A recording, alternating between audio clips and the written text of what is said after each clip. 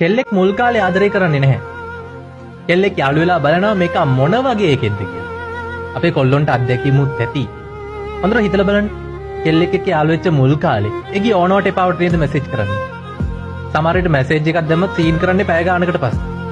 ඒ කියන්නේ යාළු වෙච්ච මුල් කාලේ කොල්ලා තමයි කෙල්ලගේ පස්සෙන් යන්නේ. ගොඩක් කෙල්ලෝ පස්සේ ඒ කොල්ලට ආදරය කරන්න පටන් ගන්නෙ ඒ ආරක්ෂාවට, ඒ හොයලා බැලීමට.